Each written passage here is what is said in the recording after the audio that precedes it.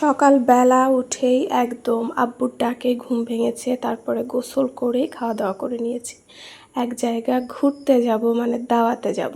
কোথায় যাচ্ছি সেটাই দেখতে থাকুন এবং এটা দেখতে থাকুন যে কি করা থেকে আমি নিজেকে সামলাতে পারছিলাম না, মানে একদমই সামলাতে পারছিলাম না। আসসালামু আলাইকুম, কেমন আছেন সবাই? আশা করছি ভালো আছেন। Welcome to my channel Shashi's basket. এই যে আমি খাওয়া দাওয়া করে এসে রেডি হয়ে গেছি। রেডি কি, মানে শাওয়ার নিয়েছি, একদম চুল টুল ভেজা আছে, কোনো মতন একটা নর্মাল একটা ড্রেস পরেছি, সারাদিন থাকতে হবে এই জন্য। পরে তো রেডি হয়ে একটু নিচে এসে বসেছিলাম। আব্বু গিয়েছিল বাজারে। যাচ্ছি হচ্ছে আমার বৌমনির বাবা বাড়ি। বৌমনি তো গিয়েছে ঈদের পরের দিনই, তো সে আসবে। তো আমি অনেক বছর হয়ে গেছে তাদের বাসায় যাই না, তো খুব জোর করেছে যাওয়ার জন্য। আর আমি অসুস্থ থাকাকালীন আঙ্কেল এসে খুব ইমোশনাল হয়ে গিয়েছিল, মানে যেতেই হবে, কেন যাব না। তো ভাবলাম ঠিক আছে যাই, ঘুরেই আসি, গিয়ে নিয়ে আসি। তো এই তো একদম কাঠ ফাটা রোদের মধ্যে আমরা চলে যাচ্ছি, ভ্যানে করেই যাচ্ছি। খুব বেশি দূরের রাস্তা না, আবার যাইতে যাইতে আমাদের ভ্যানটাও এই চাকা হাওয়া ফুস হয়ে গিয়েছিল, সেটা আবার ঠিক করলো। সেখানে দাঁড়িয়েছিলাম। ভ্যানে উঠলে তো বাতাস লাগতেছিল, দেখলেনি আমিই মনে হচ্ছে উড়ে যাব, এরকম একটা এত বাতাস। আর এত রোদ ছিল, আমি সানগ্লাস পরে নিয়েছিলাম, মানে কিচ্ছু করার নাই। যদিও আমি এত কমফোর্টেবল না, আমার একটু আনইজি লাগে।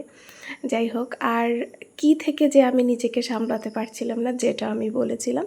যারা এত পর্যন্ত ভিডিও দেখবেন, আমি জানি খুবই কম সংখ্যক মানুষ দেখবেন, মানে তাদের এত ধৈর্য, এত সময় নেই। এত ধৈর্য সময় আছে নাকি কোন সব কার ভিডিও দেখবে? দেখেন কিভাবে আমি ভিডিও করা থেকে বিরত থাকব। মানে আমার তো মনে হচ্ছিল ওখানে যাওয়ার পর মনে হয় আমার কোনো ভিডিও হবে না, এই ন্যাচারালি ভিউটা, আকাশটাই মনে হয় আমি ভিডিওকে। এই রাস্তাটা দেখেন কি সুন্দর, এই রাস্তাটা আমার সব সময় খুব পছন্দ। এইদিকে আমার খালামণির বাড়ি আছে, আমার ছোট খালার বাড়ি। এদিকে তো বৌমনিদের বাসা, যেটা বললামই। মানে ওই পাশের ওই রাস্তাটুকু না আমার খুবই পছন্দ। মানে আমার এরকম রাস্তা অনেক ভালো লাগে, যে দুই পাশে অনেক গাছ থাকবে, রাস্তা হবে, দুই পাশে মাঠ বা পুকুর, খাল বিল, এরকম খুব পছন্দ। তো বৌমনিদের বাসায় চলে আসছি, বৌমনিদের বাগানে বৌমনি নিয়ে যাচ্ছিলো। আমি আর পরে আর ভিডিও করিনি, ওই যেটা হয় ভিডিও আমার আর পরে করা হয় না।